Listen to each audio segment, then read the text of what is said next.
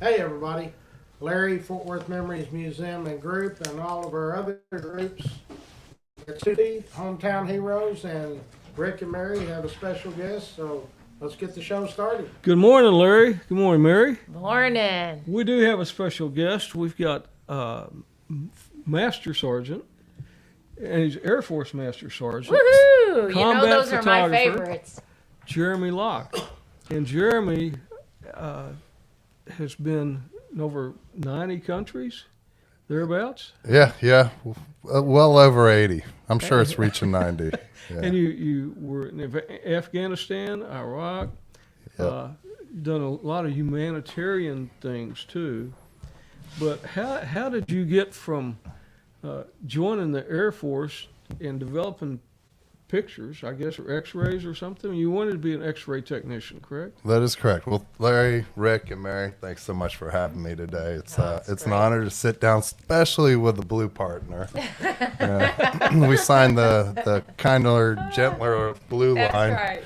And we enjoy mints on our pillow. That doesn't mean that we That's can't right. go out and play Army, play Marines, play everything else, but then we like our comforts. So yeah. I'm not gonna comment on that. But Mary and I go. She said everybody's got a choice. You could have gone to Air Force. And I also want to try a new thing today. Okay. It's something that I've just learned recently, and that was taught to me. And the way I'm going to start introducing myself, and you see I'm a little nervous about it, is I want to introduce myself. Yes, my name is Jeremy Locke. I am a Christian, and I'm married to Deandra Simmons and have two wonderful boys. Oh, by the way, I'm also was a military combat photographer. And the reason I say that is because we sit there and we go, what is the most important thing in our lives? Mm-hmm. Well, for me, it's Christ. Why do we sit there and say, well, hello, I'm a banker, hello, I'm this, hello, I'm this? If you're really on your last deathbed, I mean, is that really what you're going to sit there and go? I want to be surrounded by my family, my wife, so I'm a little shaky because that's the first time I've really publicly said it, and I'm happy to. But, yeah, it's just something I learned and that I want to keep going with. Well, I'm glad you said it here. That's special. Absolutely. I'm still shaking. I admire you so much, and I hope I'm one of your top fans. You are the top. I am the top. But, it's been a real honor to get to know you over the last few years. We met at Skyball several years ago, and you were and that was the Air Power Foundation Skyball. We've gone to some shoots together, and you just do incredible work and really tell a story with your pictures. I think the first time, Rick, you and I really met out working together was, I want to say it was a skeet shoot or something like that. Light Up to Live skeet shoot. And I'd watched Jeremy in these other venues, but out there at the skeet shoot, we'd be standing here, we'd be taking pictures, and all of a sudden Jeremy'd be gone. So where'd he go? And he'd be up in the rafters or over here. I mean, he's like a tiger looking for his prey. And I think, man, that's why he was the 7-time military photographer of the year. Yeah. His photos are just amazing. Well, thank you, guys. Amazing. But that's what you do. But who you are, Christian, husband, father, that stuff's important. I mean, that's the most important thing we have. And it's funny how we kind of learn those things later in life, right? I was talking to a bunch of my guys, and I'm like going, what? God, my life would have been so much easier if I would have recognized these things, right? Before, it's like, why don't we recognize these things? Because then you wouldn't appreciate it as much. Mm-hmm. I'm like, that's really good. Plus, I mean, we got to go through life in our ups and downs, try to figure out, up in rafters, laying on the ground to figure life out, right? No different than trying to capture that great storytelling image. Different viewpoints. Absolutely. Absolutely different points of view every way you look at it. Yeah. But then you have the Last Letters podcast. Has that helped you come to the point where you really see life as what it is by listening to these other people? Yeah. So a quick little story. I was one of the last trips in the Air Force before I retired. I did 21 years in the Air Force, and I was stationed at Airman Magazine. Mary, you're probably familiar with that. Yeah. And I got a very lucky opportunity. It was just myself and a veterinarian to go to Mongolia to photograph Mongolian herders and stuff. So we were out there just photographing away, and God, I forgot where I was going with this. The whole, what was your question again, Rick? How did it end up with the podcast? Oh, so Last yes. letters. So with the podcast, thanks God, I'm still nervous over that whole intro, but it was going out when you're alone with somebody and you're traveling around and you're experiencing different things with a person. It opens your world. So last letters kind of got from that kind of traveling experience, just sitting down and for once having an open, honest conversation with a human being. And then the pandemic hit, right? So the last letters was born from all these Medal of Honor recipients, much like that Mongolian trip I was on. But here I'm getting to photograph my heroes. These amazing people, like, I don't know, like nobody knows if you can go jump on a grenade or do this. Like nobody knows that until you're actually in that scenario. And these are just regular people. I mean, They're like, us. They weren't like the They're star us. quarterback of the football No. team that you'd expect something like clicked in their head, right? Something clicked and just said, I need to do this for my fellow men or women that are around me. And then I get to photograph these guys that are my heroes that I've read about, and I'm looking at them, and I get 15 minutes max to bring out their personality and who they are. And all of a sudden, then they're gone. And I'm like, man, wouldn't it be nice just to kick back, have a beer, coffee? I don't know, share my Air Force mint with them. I don't know. I just want to sit and get to know them. So that's kind of how Last Letters was born, from photographing my heroes and wanting to spend a little bit of extra time. Last Letters to date, I think, I'm a 7-time military photographer of the year. But I think Last Letters has been my best storytelling, and it's not from doing this. No. It's from audio. Doing this got you to doing the audio. Absolutely. I mean, you wouldn't have that format. You wouldn't have the following if you hadn't done that. Right. So it's recognizing a good photo. It's recognizing how to take what you're seeing out there and put it into an element that if you had one photo, not 10 seconds of video, one photo can change the world. Or one photo can tell the whole story of what's going on. So let's go. I want to hear the story of how did you get into it to begin with? What career field did you go in the Air Force, and how did you end up to the point where you're doing that and then the podcast? So my father and my grandfather was World War II Jeep mechanic, and he was down in he was over in the Asian territories. My father was a aeronautical engineer in the Air Force. He was one of the smart guys. Like sitting down doing math with him at night was like I'm crying, and it's like, oh, I hate this. So I went to college. College politely asked me to leave, and just wasn't into it. It was into more of the drinking, the women, and anything but school. And then I started working construction, and I loved construction. I love, like, you can take your honest day's work for an honest day's pay, and you're building stuff with your hands, and you're like getting in there nitty gritty, and then you got this beautiful thing that you've built, this house or whatever. And I loved it. However, the people that I was working with, some of them had to go back into jail on the weekends, and so I'm just sitting there scratching my head going, man, I don't know. Is this, do I see myself doing this for the rest of my life?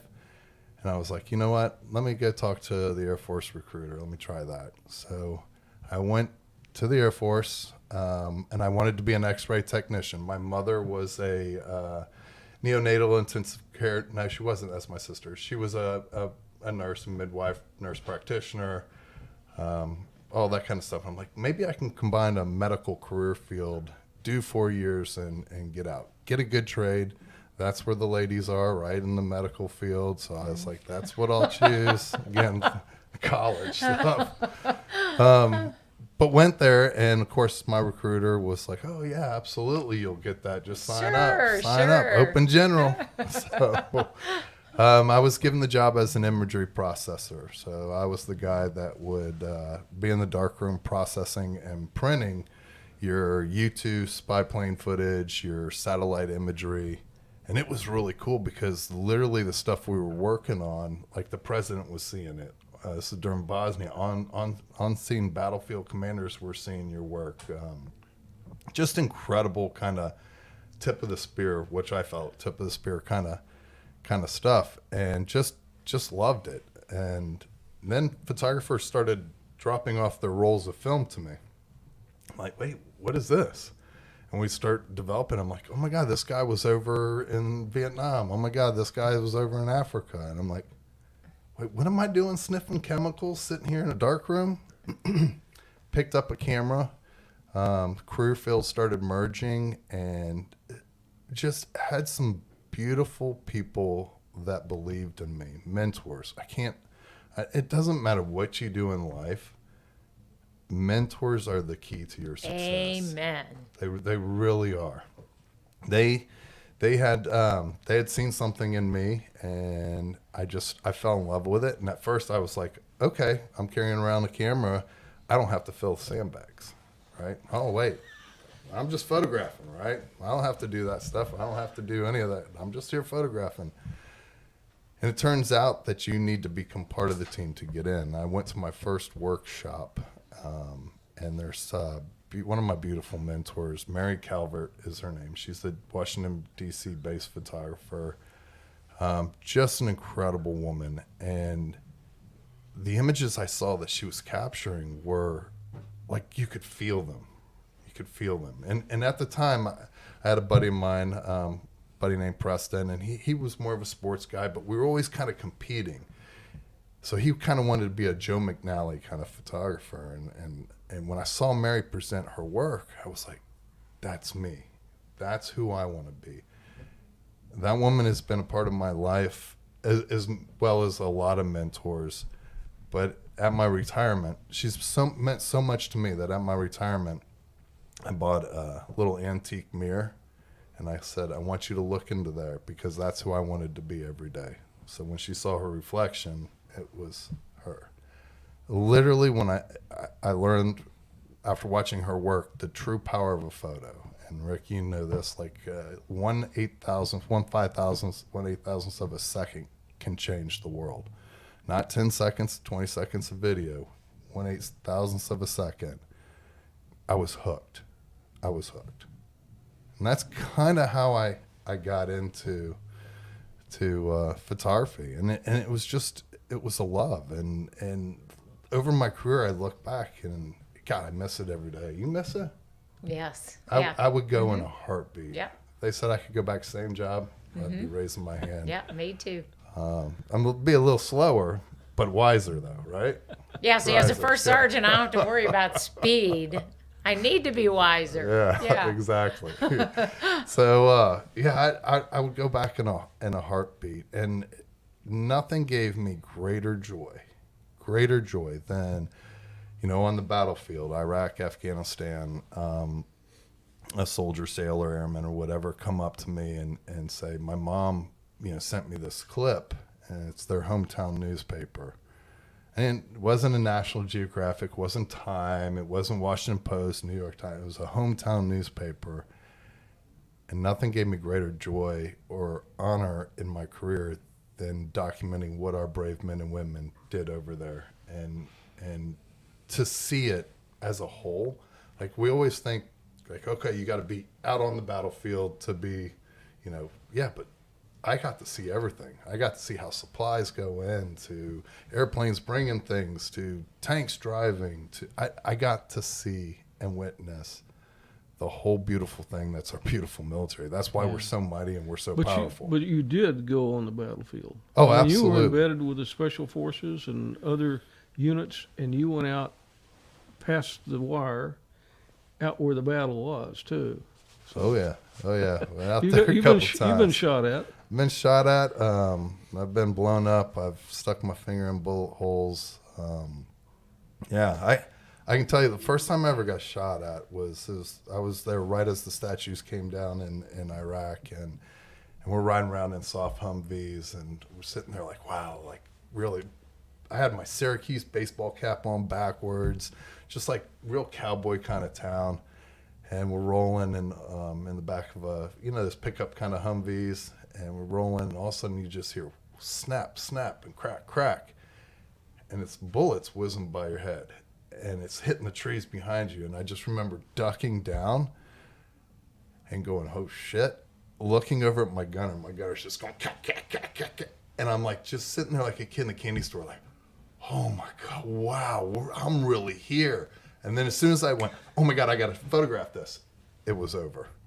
It was over. And I was like, well, I guess I'm here. like it happens that fast. Yeah. Were you that scared fast. then? No, I was more like, oh my God, this is This it. is real, Yeah, huh? this is it. But you did get scared over in Iraq, didn't you? Yeah, I mean, if, With a lion, maybe? yeah, did you hear that story? That is yes, you're right. God, I'm blushing now. That is the most I've ever been scared in a wartime situation. We were the ones that was working with some Green Berets out of Saddam's main palace in Iraq, and right next to his palace was Uday's palace, and Uday had a bunch of lions. That was over there. Saddam's son. Right. Yeah. So he had a bunch of lions. They're male and two females, and we'd have to go down a couple houses. They had some little deers and stuff, and the Green Berets would shoot them and then feed them.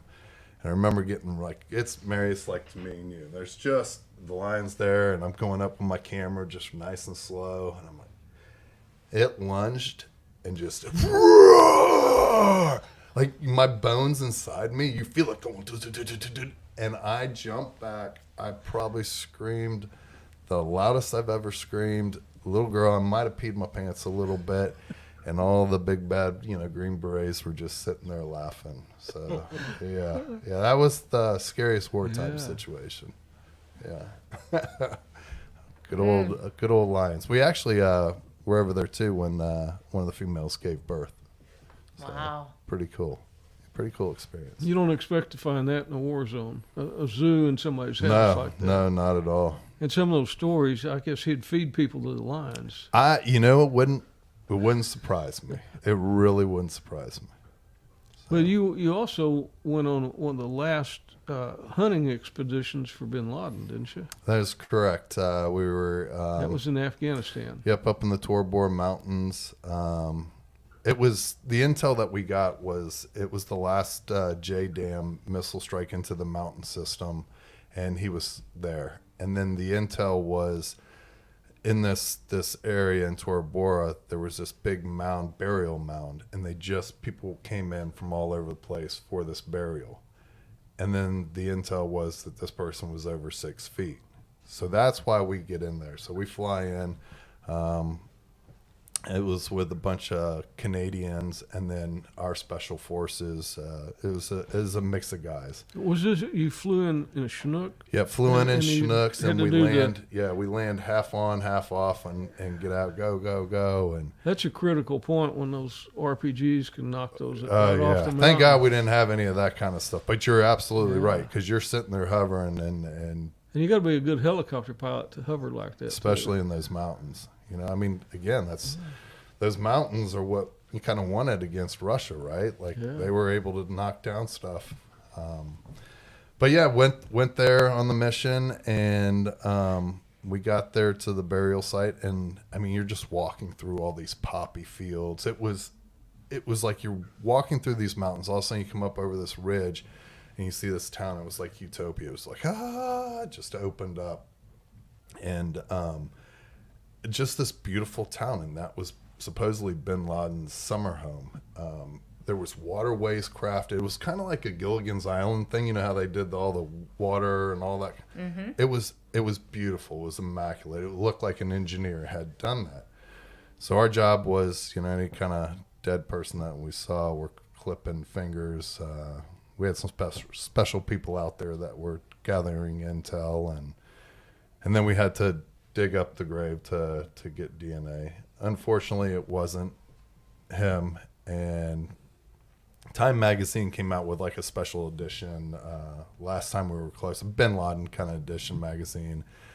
And I wish it was my photo, but in the magazine you see the mission, and you see a photographer that was there took that where we were landing half on, half off. And the only reason I know I'm in the photo is because you see my little yellow Nikon strap in there. I'm like, that's me right there. So, yeah, really cool mission. That mission, what I really strongly remember is we were so hungry, and I had the best damn chicken I've ever eaten in my entire life. The Special Forces Kentucky guy. Fried Chicken. Oh my God, it was so good. I was so hungry. Special Forces guys cooked it up, and I just remember eating the bones. Like I was that hungry. It was good. It was the best chicken I've ever had. But in that weird like you can witness.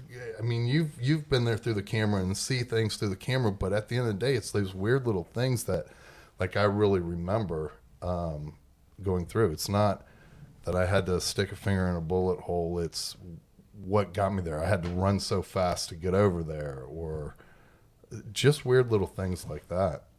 And you probably got hundreds of thousands of pictures, but if you're like me, I can see a picture and remember on most of them where I was and who I was with and what was going on that day. Because the picture serves as a bookmark in my memory, and probably the same for you.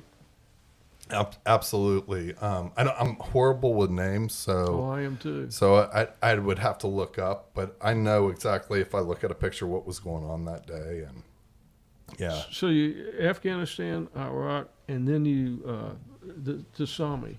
Yeah, I did Japan tsunami. There? I did Haiti earthquake. I took the very first detainees to Guantanamo. Yeah, the very first ones. The very first ones. You yeah. went with them?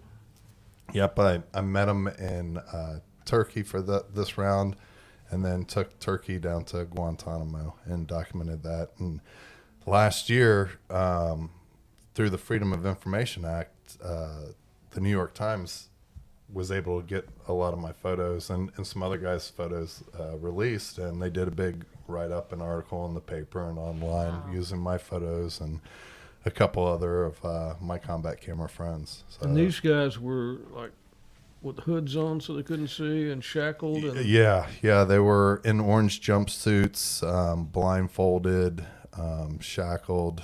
I remember one of them was kind of a heavier set Afghanistan guy, and he was missing a leg. We had a prosthetic leg, and through the flight, this photo didn't get released, but I took a photo, and here you got all these legs chain, and the very last one's this prosthetic leg laying on the ground, dragging him along. chained, and it was just like, it was awesome. You kind of learn life lessons as you go through these things, and one of the life lessons is you feel bad for these people, because I've gone through survival school, and it's scary. You got to get in that mentality, and I'm scared, right? But I know that these people are dangerous, but at the same time, like, what's going through their head? It just made me kind of look at things like a different way, and I don't want people to hate me, but I just feel compassion for humans, right? Sure. Yeah, I'll just leave it they at had to that. be a little Yeah. intimidated. They didn't know what was going on. They might be big bad guys, but deep down inside, they're just as scared as anybody else, right? And I think you hit it on the Yeah. head. There, you could see it, and you could feel the fear, right, in them, and you just couldn't help but truly feel sorry. But again, at what expense? That's something I had to put in my head going into combat, was like, I might have to pull the trigger and Sure. take someone's life, and I don't think I could do that. But then you start putting it into perspective, going, well, I want to get home. I want to see my kids. Right. Right. So you get into, once you get that mindset in there, you're fine. And then I always wondered why, I don't know if you've ever, but why? Maybe I'm just a wuss. I don't think so. But I'm like always like, why are the Marines so hard on each other? Like, why is Army like they just treat their people like crap?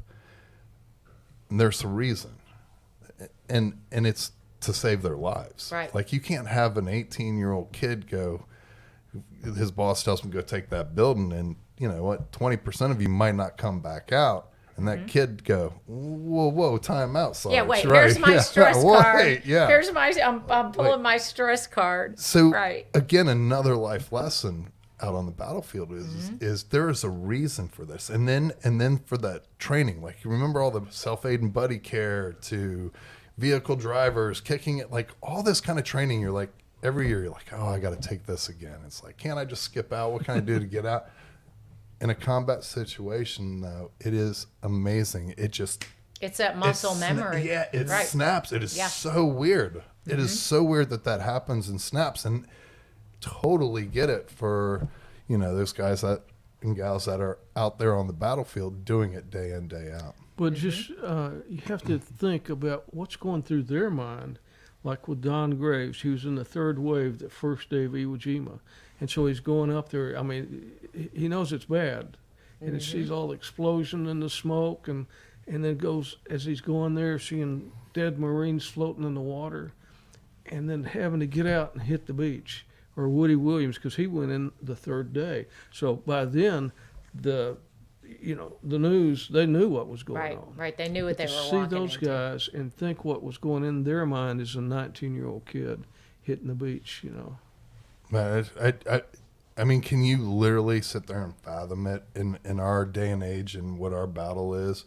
Like those are the guys that man, there's this patriotism that they had, and they signed up, they wanted to do it for their country, and I mean that's the same. I did the same, but then at the end of the day, it's like, I guess I don't know. It's that mentality when you're on the battlefield. It's like that's what happens, and you don't want to end up like that. So let's go get them. I guess would be my mentality. But in those situations, do you even have the know-how to be thinking like, oh my God, I don't want to end up like that? No, it's like, I just think your training kicks in, right? Right. And you're like, okay, boom, yes, I'm sorry, but I got to keep moving. Right, which is exactly why the military does the training the way that they do, is because you have to have that muscle memory. They're pretty smart. Well, I wouldn't go quite that far, but that muscle memory really does kick in. When our security forces guys deployed, as a first sergeant, I had to go through their training with them, even though I'm not going to be outside the wire, and I'm not going to, and more than likely they weren't either, but they had to still go and go down to that FOB and El Paso and play. You got to practice the way that you're going to play, and you have to go and you have to kick in those doors, and you have to practice, because if you don't, then when the time comes, then you're going to start trying to think about what you need to do instead of just act. And I think that that's the difference. For Don, when he went through all of his training, it was practice, and then when you're done with that, practice some more, right? So then when the time came, because you're right, can you imagine jumping off of an LST? That's what he came in on, right? An LST? I think so. And one of those watercrafts. So they're coming in, and he sees everything happening around him, but he can't in that moment be thinking about that. In that moment, he has to be thinking about, my objective is to take that hill, because our objective overall is to take this island. And if I don't do my mission, then we aren't going to, as a group, we're not going to achieve our mission, right? I think you just hit it there with group, right? And you think about these amazing Medal of Honor recipients that we've all been able to meet, and it's for the group, right? And I want to say Don mentioned that in his podcast with me. It's like, yeah, I'm sure he did. It's not about, it then becomes like this group. Like, I have to get there. I can't worry about there. I have to get there. Otherwise, we're all going to go. And I have to, or the Medal of Honor guy sitting there going, oh my God, I got to jump on a grenade to save my fellow people around me. And then they don't. Most of them say, "This isn't my medal; it's Right. our medal." Right. The guys that were there with me, they earned this, not just me. So Yep. And I don't think I've ever heard a Medal of Honor recipient that didn't say that. They didn't say that this is part of what the team is. And Don does always talk about that, is that, while, Woody and anyone else that had the medal may have earned that medal for their actions, they couldn't have done it without the whole team. It really is a recognition of that entire team that was on that island. And I know that, Woody and Don were both flamethrowers. And, Woody was on one end of the island and Don was on the other end. And when Don left, there was not one officer left in his group, right? And anyone that's heard Don's story knows that they went in with 300 and left with 18, not an officer amongst them. So there wouldn't have been anyone, even if Don or any of the 18 that came back had done something, there wouldn't have been anyone left to document it or to know what happened or anything else. So, it all boils down to, you're there to take care of your brothers and sisters. I don't think anybody goes into war going, I'm going to go in here and earn a medal. That's not even remotely a thought. The idea is that you got my 6 and I got yours. Yep, and we know that. And we have America's 6. And we trust that we're going to do what we have to do to try to bring everybody out alive. And we know that we might not. Right? Well said. And that's one thing you've done, is show the greatness in our military and our brothers and sisters that are out there fighting, and just by capturing those images, because there was something that you heard at a conference about, a good war photographer, not just getting the battle, but taking the picture of the guy next to you. I wish I could remember the guy's name, but I was at an old combat camera conference and heard him kind of speak, and he said this. He goes, to truly capture war, if you think about it, it's not gun battles or puffs of smoke. You're not hand-to-hand combat or shooting right here. It's puffs of smoke in the background or maybe an explosion off in the distance. He said to truly capture war is to capture it in the soldier's face next to you. And that has spoken volumes to me. I wish it was my quote. It's not my quote. I heard that. And I live that to this day. It doesn't matter whatever I'm photographing a veterans event, pet of the week, my climb on Kilimanjaro. Like, it's really to look at the person next to you and how was their experience. Can I capture what they're experiencing going through this? Can you feel through my photos what they're experiencing? So that's. But whenever was it Iraq that you received the Bronze Star? Yeah. Okay. Yep, it was Iraq. I received. I was among a small group. We were one of the first combat camera guys to receive it, and I remember I was very proud for getting it. And mine was multiple. I'm more proud that I have the Army Combat Action Badge. I'd be proud of that too. Yeah. As an Air Force, even an Air Force guy, Air Force get an guy. Army badge, right? Yeah. Yeah. I love that. I'm so mad that we couldn't wear it on our uniforms too, but it's front and center. But I remember I was in South Carolina. I came home and I heard that I was awarded this, and I have a little history with the military family members, and I called my grandfather. I go, hey, Pops, Grandpa, said, hey, I was just awarded the Bronze Star. He goes, oh, he goes, I got one of those too. And I go, really? I was like, really? I didn't know this. And he goes, yeah, but yours is, and I remember sitting right in the Walmart parking lot talking to him, and he goes, but yours is probably more important. Mine was, our group got, one. So, and I just went there like, darn. Edward Locke, my grandfather, he is somebody I wish I would have had the opportunity to sit down and talk to, and share stories and learn, because I think out of all the family members, especially after combat, he would have been the one to open up to me. When I won my first Military Photographer of the Year award, it was in the Hall of Heroes in the Pentagon. And my grandfather came down from upstate New York, and I've never seen that man cry. And to see how proud he was of me and cry, I mean, this is that World War II guy. It's just incredible. He passed a couple of years later after I was awarded my Bronze Star, and I took my actual Bronze Star that I was awarded with and buried it with him. Wow. Yeah, put it in his hands and buried it with him. So. Wow. Special. It's very special. Yeah. And there's a lot of stories like your grandfather's, 100%. which is what a lot of what you do on the Last Letters podcast, Don being one of those folks that you had on there. And having recently done the podcast, Jeremy gets you to tell all kinds of things that you might not otherwise tell. That's true. But you find out so many things about it. We were talking about Linda Patterson. Right.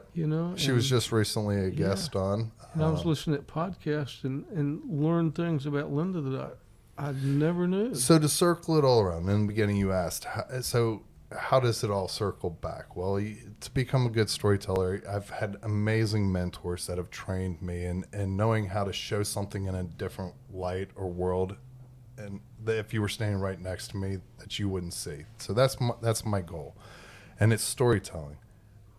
But the audio, to sit down, look, at the end of the day, this is what Last Letters is all about. If tomorrow was your final day on Earth, what would you say and who would you say it to? It invests. You have to invest time. You have to sit there and really think about it. I've had, Navy SEALs on. I was like, I had to write a lot of these. This is my last letter today. So I love that mentality. But at the end of the day, Last Letters is about, can we, as human beings, we all go through good things. We all go through bad things. Can we sit down and listen to each other, especially how we're divided right now, or we seem divided? But can we sit there unbiased and have a conversation and not me think about, well, I'm talking to Mary and she's telling me her story, but the whole time I'm going, well, wait, I want to tell her about me. If we truly sit down and we listen to one another, can I learn something from her? Can I gain something in my life, whether it's good or bad, that the next time I'm in a situation like today, my intro, that has made me a better person? Just reminders to look up in a podcast. Look up. You're stressed out. Look up. What do you see? What do you smell? What do you hear? What do you taste? That's got me up Kilimanjaro. And just having those kind of things. Simple advice is, if I'm looking at something on my phone, marriage advice. If I'm looking at something on my phone, would I be okay to share it with my wife? Meaning, am I looking at the right things, the wrong things? Like, would I go out to a nightclub without her? So there's little things like that you're just picking up, and it's making my life so much better. And then you get a Don Graves that comes in, and his episode was titled "We Tried Our Best." And if you listen to him, you said 300, right? You said 300 people. 300. They left with 18. That's just his group. Can you imagine if we had those today? Like how much of an outrage there would be? Yes. But for him to walk out of there and goes, we lost a lot of people, but damn it, we tried our best. Here's a 97-year-old World War II flame-throwing Iwo Jima survivor who is just a miracle of a man, with the heart and the soul to match, and to have him sit down and tell his story was such a huge gift to me. And during his story, he's the singer. He sings national anthem, and he's actually really good. He is really good at singing. And he starts singing, and one of our friends like, man, you got Don to sing a lot. And I'm like, well, we were just sitting there BSing. Yeah. It doesn't take much. You just give him an opening, he'll take it. Don likes to sing. Yes, Oh he yeah. does. So in the podcast, I'm just sitting there amazed at this wonderful man who's given everything, and he sits there and at some point didn't even ask. He goes, I've kind of lived a good life. He goes, I only got one more thing I'd like to do in this life. And he's 97. He goes, I'd like to, my family heritage is in Ireland. I've never been to Ireland. He goes, someday I'm going to get over there and I'm going to go have a pint of beer. He said green beer, pint of green beer in a pub, and I want to sing Danny Boy. And he goes, I just haven't done it because I'm old and nobody wants to travel. It's like I can't travel by myself. So after that all aired, we've had millions and millions of hits on his video. My producer goes, Scott, my producer goes, Jeremy, he goes, why can't we buy this marine a beer? Like, we can do that, right? We can get him over to Ireland. We can buy this marine a beer. So we launched a GoFundMe page, GoFundMe under Don Graves. You can find it on Last Letters, podcast, any social media platform, TikTok, Facebook, Instagram, or mine, Jeremy Locke. But the whole idea is, can we sit there and come together?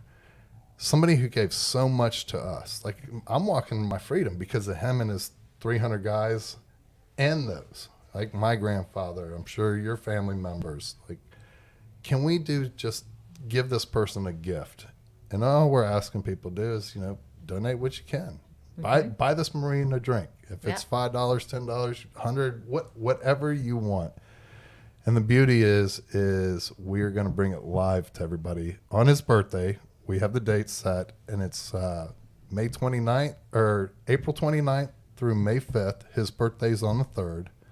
So we will be sitting in a pub. I might have to bring some green dye. You might. I know he thinks that everywhere in Ireland they drink green beer. So you might have to bring a little food color. So, but I think we're gonna get him. So it'll be on his 98th birthday, and we're still trying to raise funds to bring him over there, free hotel costs and just everything associated with it. Yeah. It's not inexpensive, so it takes a lot of help. Yeah. So if anybody out there is listening, watching, and you can go to the GoFundMe page, I think I looked it up just to see how easy it was to get to. And if you just type in Don Graves. Just Don Graves. Yeah, well, even Don Graves GoFundMe, and it'll bring you right to it, or go to Jeremy's Last Letters podcast. And you can get to it, and you can also see a lot of great stories out there. He's got just incredible stories.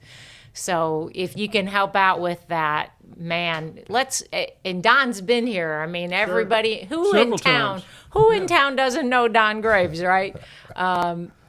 Just anything that we can do to help get him over to Ireland for his birthday. The reality is, and I had Don out Friday and Saturday this weekend at some events with Travis Simons and the Halo for Freedom Foundation that we had on the show.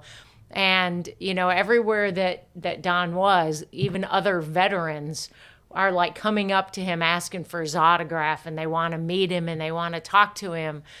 But, the reality is, all I kept thinking that night was, at this time next year, he may not be here. None of us might be here, of course. None of us know that we have a tomorrow. But Don, being nearly 98 years old now, it's time. Let's do something for Don that Don cannot do without our help. And because he does a lot for a lot of organizations, a lot of people. Right. Let's do something for him. And it needs a big jump. It's at 11,000. And they're trying to raise 35, so yeah, we need to raise some funds. And if you can't donate, please share. So maybe your friends or family members will donate. Just help us spread the word to get it out there. Yeah. And because he loves his Irish heritage. He does. A few years ago, we went down to Pensacola. Mark Donahue and Don and I went down there for some Marine Corps stuff, and we stayed in this hotel directly across from McGuire's Irish Pub.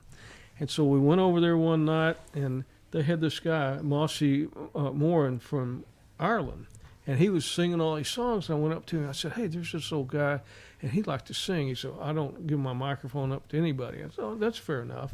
And so at break, he came up there. I introduced him to Don. Well, in a little bit, I hear Don singing. And Don stood there just about the whole set singing every Irish song that Mossy could sing, So, he's really proud of that. To know Don is to know why you want to send him to Ireland. Yeah. I mean, he's just done so much for all of us. it's just an incredible human Yeah, being. absolutely. And it's just a gift, man. That's one of the beauties in the world that as I get older, I'm starting to learn more of. I just was on a trip that my members gave me a gift that kind of changed. It was a rite of passage, but the gift was given to me, and it didn't matter about what the rite of passage was. It was the gift. Right. And a gift can be a smile. It can be a handshake. It can be an act of service. The older I get, the more I'm recognizing the beauty of what a gift is. And the beauty of receiving, because there's so many people, that we're around, like you and Mary, that are serving all the time, giving, but yet it's hard sometimes to receive that gift whenever somebody wants to give back. That's why it was so emotional for me, because it was. Yeah. Yeah, we're not used to receiving, and the hardest thing, my father-in-law taught me a really important lesson once, and he said, anytime somebody gives you something, the only thing that you need to do is say thank you. That's it. That's the end of the discussion. Just thank you. And it's hard when we're not used to receiving, to your point. And I had to learn that, and I've tried to help some other folks when I've done things or I've watched when somebody else has done something for them, and they want to go, and they want to know and all this other stuff, and I say, listen, the answer is thank you. Just thank you. It's powerful. It is. It is very powerful. Jeremy, it's just incredible to have you here today, because you're a photographer, and I've seen a lot of your work, and it's just so good.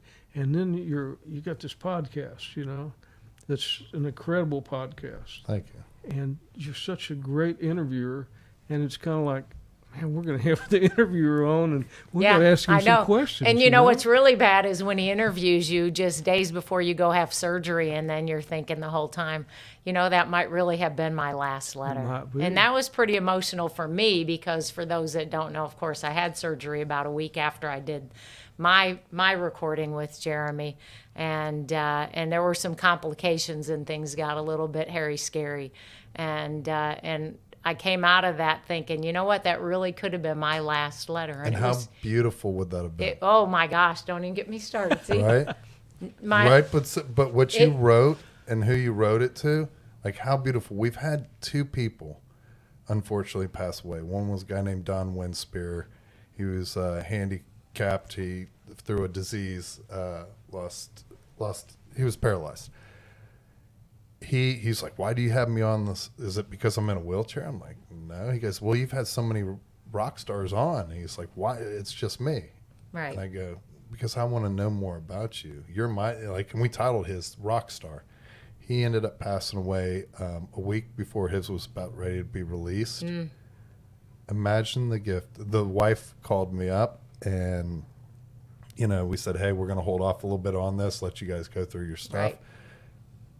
The gift, she's like, what did he say? Did he talk anything bad about family or anything? It was all to his family, and it was such a beautiful tribute. Now imagine, like, this is me. If I pass away tomorrow, I want them to hear my voice. Like, right? And I know it gets sentimental with you. We're not given that time. Right. And that's the beauty of the podcast, is like that you spoke from your heart. That's the beauty that we're getting when we're sitting down. It's not my podcast. It's your podcast when you sit down there. Right. It's your story. I'm just sitting here I'm like this. It was hard. And you'll notice on mine, like I start melting when stories get really good. I start melting into the mic. I'm like I do. And again, what a beautiful tribute to leave to your family. So. Yeah. Yeah, but it's a pretty emotional thing. But I think it's important work that you're doing. It's like Rick's pictures, your photos, Rick's photos. Those are gifts that I know people ask Rick to come photograph their loved one's funeral because they know the quality of his photos, and they know how important this is, and they want to keep those memories through those photos. They could videotape the whole thing, but I think it's so different. 1/8,000th of a second so can change different. the world. That's right. It's just so different. And the reason I have such a passion for that is because we have memories and we have photographs. Sometimes we have both, but sometimes we just have those bookmarks in our mind, that memory, but no photograph. When my dad died, we were going through the cemetery and we crested this little hill, and there was all these Marines and their dress belows. It's here. It wasn't there. Yeah. And that's why Right. that's so important for me to be able to take those pictures of the military, whether it's Air Force, Marines, Army, Navy, the folding of the flag, and then the handing of that flag to the family. Because those won't be just a story passed down, but actual photographs from generation to generation. There's symbolism there. Yeah. There's Right. symbolism there as Because well. that's such a beautiful ceremony. Yeah, it is. It is very But powerful. that's why we do what we do. Isn't it? Absolutely. I'm pretty impressed. I'm the only one who didn't cry, and I got you guys to cry. Wait, Larry hasn't cried yet. You got to find a way to make. I don't have think to I've be seen big. Larry cry. No, but joking matter aside, I mean, that's again the beauty of what we're all doing, right? Right. Like storytelling, be able to sit down, have a conversation with somebody, and just learn. Just learn. Can we do that? I'm tired of 10 seconds of TikToks and Instagrams and the Facebooks and all that kind of stuff. Like, this is what it's about, man. Can I touch you? Can I see you? Can I wipe your tear? It's like Yeah, just yeah. being able to touch and hold and But and like you said, listen, to really listen, because we oh yeah, I'm listening. Sometimes I'll be doing something and my husband will be telling me something that he's trying to tell me, and I'll be like thinking I can multitask, and he goes, "Listen, I'll just wait." Because you're not hearing me. So, the words are hitting my eardrums, the sound's coming in, but am I really listening? Am I really understanding what that person's saying? And I think that's so different so I'm listening to what you have to say. I'm not formulating what I'm going to say back. I'm not thinking about how I can speak or what I can do, but I'm really listening to what you have to say. And you do that through your photos, and you do it through the podcast, and it's all so powerful. Just like Rick's photos of the luncheon. You want to know what it's like to go to a roll call luncheon? Look at the pictures he puts out every month. Almost 200 to 300 pictures every month of the faces of the veterans as they're there and they're listening to the Pledge of Allegiance, or they're saluting the flag during the colors, or they're talking to their buddy who they share something.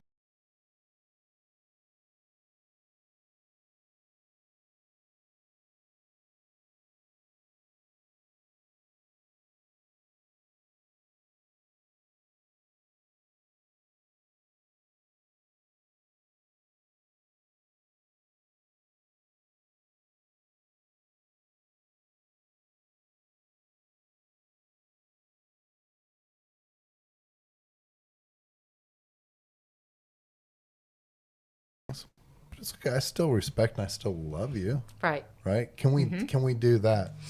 And I think we're going to start seeing a shift in that to where people are. I think people like what you're doing, what I'm doing. People are starting to take a look at themselves a little bit more and like what's really truly important. Yeah, Gosh, 'cause, I hope so. there is a lot of division in our country, but just sitting down like this with different people, with different races, with different cultures, and getting to know them is so important, and we just don't do that anymore. Some of the hardest things I've had to photograph since I've been back, from out of the military, and is I've done a lot of protests here in Dallas. I was caught on the bridge. You get a Purple Heart for that because you No. got hurt, didn't you? No, You I broke did your get finger. it. I did. No, yeah, actually I did. New Year's Eve that year, I got a dog bite in my trigger finger. Had to get 3 stitches, and then literally 3 weeks later, I'm out on the bridge, and a projectile hit me, broke my camera. Like, this finger's still numb. It's still numb. But when I do lectures and stuff, and I show my protest stuff, and it disheartens me so much to see an American on American fighting like they do. The screaming, the vicious attacks, sometimes the physical attacks. Like, we're better than that. We live in such an amazing society. Absolutely. Go out and protest, because without protest, I don't think things will get done, right? We need to hear. Go out and protest. But, man, just because I like French fries and you like tater tots doesn't mean we have to fight and be vicious towards one another. And, you know, that's one problem I've had with some pictures, because I like to bring out the greatness of our country, the greatness of America. But I've done some protests too, and I never have posted those pictures of those people on the other side of that line, because, you know, I want to show the good, but then. Well, I have a question for you then.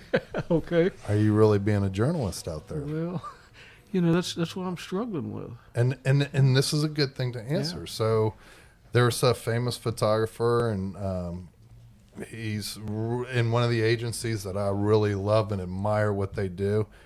And he came out and said, I don't want to call names or anything, but when he goes to show his protest photos, and he goes, and I'll just throw in both names so nobody knows, I had to cover the dumb Trump protest, or I had to cover the dumb Hillary Clinton protest.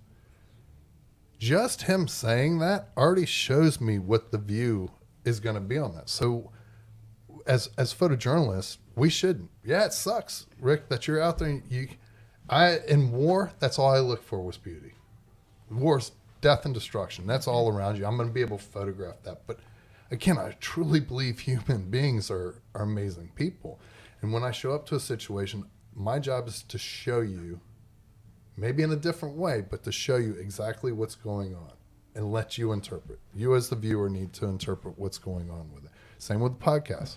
Unbiased, sit down, have a discussion, and then it's for my listeners to discover. Yeah. So again, you got to show, why is this side beautiful? Why is this side beautiful? You got to show it equally. Yeah. Got to show it equally. That's my challenge to you. Yes, sir. Challenge Yes, sir. accepted. Wait, we'll have to go on the next one. Okay. We'll go together. Okay. Oh, We'll no. get out there. Hi. Yeah, we'll have some stories to tell. Oh, my. Well, Jeremy, our time's about up today. We certainly want to have you back. I mean, it's been an incredible time with you, because there's so many other stories that I want to hear. You know, we just could sit about and talk for a the while. Mount Kilimanjaro. We took all these amputees and handicapped, because that's not like a walk in the park, No, it was walking up Pikes Peak. 8 days. Yeah, 8 days you to got to get up kind of there. train for it too. Yeah, I did. Absolutely. Yeah, so, I mean, Yeah, we got to get him back. more stories. And it's hard to book Jeremy because he's so busy, but we got to get you back. Yeah, We got to hear and some then more stories. just to kind of hear about your life in Dallas, how you ended up there, and things like that. We got a lot more to talk about. Oh, you have me back. I'll come back anytime. This was fun. We'll do that. And it's such a cool location, Oh, too. isn't it, though? I can't stop looking around. And And Larry's an incredible guy. He just, he's the voice of Fort Worth. I mean, all the politicians right here at this table, if they want to get elected or if they don't want to get elected, they're going to come here and they're going to get grilled by Larry. how cool is that? And then always helping the community. How many bicycles have you given away? 36,000 or more? No, 16,900 Okay. in 36 years. Take has a care of your bicycle. community, and your Yeah. community will take care of you. That's the name of the game. But Larry's an incredible guy. Has opened up his door and his Facebook group to us to bring people like you on. So I appreciate it. And we're just honored and blessed to be with you today and to call you friend. we're family. We're family. Yes, we are. Yeah. One last plug. Okay. Don Graves, Don GoFundMe. Graves. Listen, I'm telling you, let's get this Marine a beer in Ireland. And you know what? We are actually going to bring it live to you. His birthday day is going to be live when he blows out his candles. We haven't told him that there's a cake or anything, but when he has that beer and he sings Danny Boy, we will be bringing that live. Yep. A dream come true for Mr. Let's Graves. help him out. We all love Don. Let's go, guys. Let's get it done. Mary, we have roll call in a few weeks. We have roll call next Friday. Next Friday. Next I Friday. might be able to attend. And Hey, all right. woo! Holy cow, it's going to be another jam-packed one. How many are signed up already? Over 460. Wow. So we are over, we're closing in on our limit. We closed them off on the website because I always have people that I need to add at the last minute, whether they're volunteers or we have a couple of senior living centers that I'm waiting on, and then I'll open up some more if I hear that they've all if they've all RSVP'd, then I can open up a few more seats. But I always hold some back for those contingency. But we're gonna be I'll busting. volunteer. We're I'll gonna be volunteer. busting at the seams, and Randy Nance, because he was injured. Jack Stowe was our speaker the last lunch instead of Randy, and Jack was fabulous. But Randy has got a great story. We had him on here for an hour, and I love to listen to Randy. So I'm looking forward to seeing him. I've been communicating with him. His recovery's going as well as it can for people of our age. I think he's a couple years younger than me, if I remember right. But it's going to be a great luncheon, and then everybody's already anxious for the April 25th or 28th. The April luncheon will be on base, and that one, we anticipate we're going to be 800 to 1,000. I bet we'll hit 1,000. Yeah. It's going to be a big. It's going to be a big one with a event. World War II vet. Bill Parker will be our guest. One of the first ones to hit the beach at Normandy. Yep. Wow.